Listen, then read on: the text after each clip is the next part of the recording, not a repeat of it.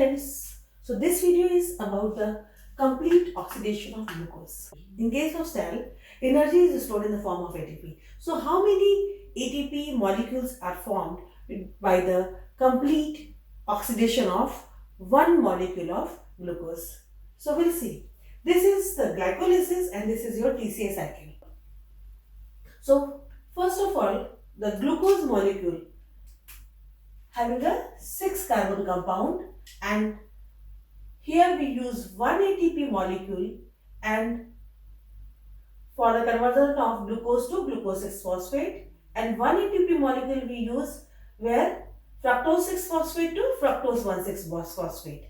So these 6 carbon compounds, and here fructose 1,6-bisphosphate break down into 2 3 carbon compound.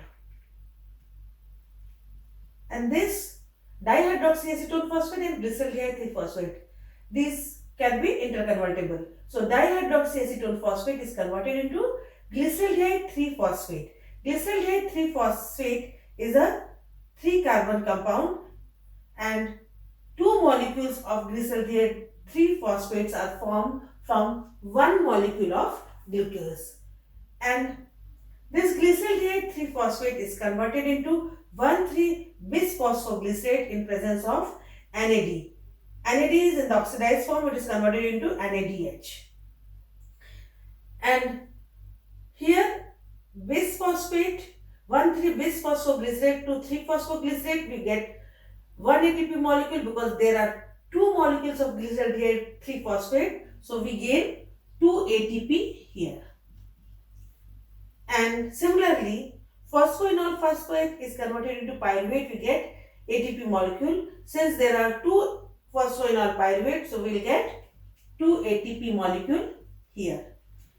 So we use 2 ATP molecule here, and we get 4 ATP molecule. So we will get only 2 ATP from glycolysis. And this NADH that goes into the ETC, and by the process of oxidative phosphorylation, it is converted into ATP. So how many ATPs are formed with the one NADH molecule? NADH, FADH2 forms 1.5 ATP, and NADH forms 2.5 ATP molecule. But here what happens, this reaction glycolysis takes place in your cytosol, and TCA takes place in mitochondria, and oxidative phosphorylation also takes place in mitochondria. So this NADH move to the mitochondria. There is a special subtle system which takes this NADH molecule from cytosol to the mitochondria.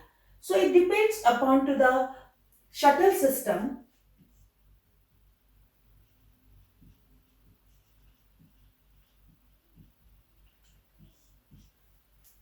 how many molecules of ATP will be formed. So there are 2 different types of shuttle system. So they can form 3 or 5 ATP from 2 NADH.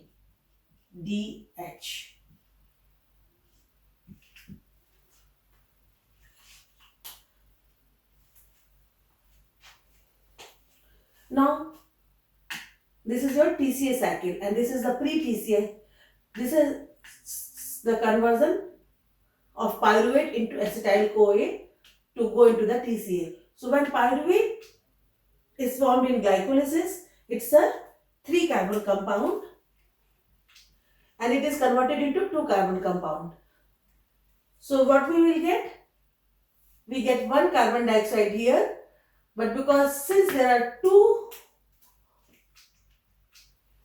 molecules of pyruvate, so we will get 2 carbon dioxide,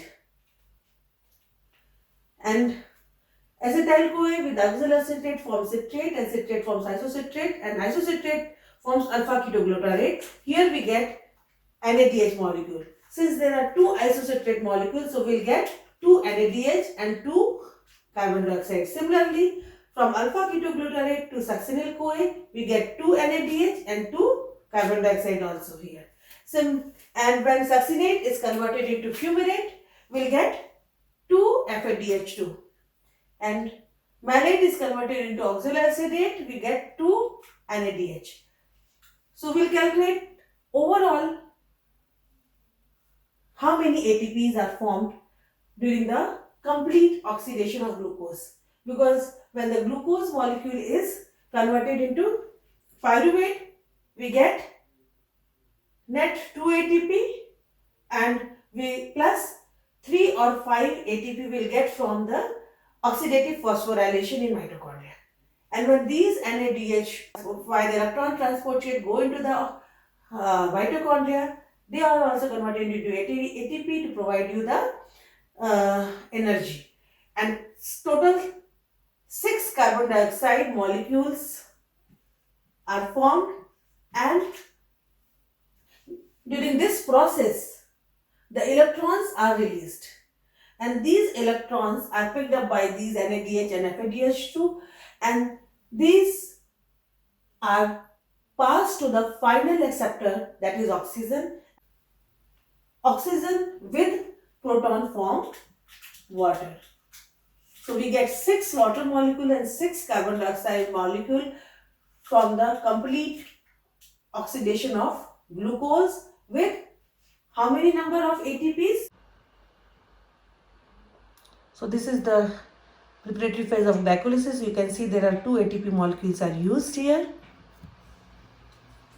This is the payoff phase. Here 2 plus 2, 4 ATP molecules are formed and 2 NADH molecules are formed.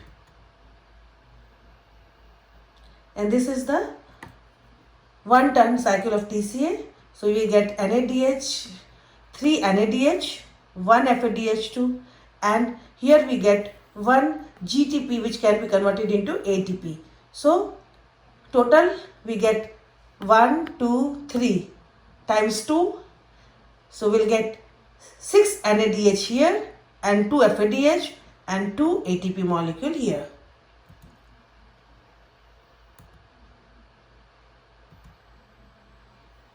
So this is the complete oxidation of glucose. We'll get 30 or 32 ATP. So where we get, you can see here, there is a 1, we'll lose 1 ATP here, we'll lose 1 ATP here, and when glyceraldehyde 3-phosphate is converted into 1,3-bisphosphoglycerate, we get 2 NADH, and it depends upon to the shuttle system. We will get 3 ATP molecule or 5 ATP molecule.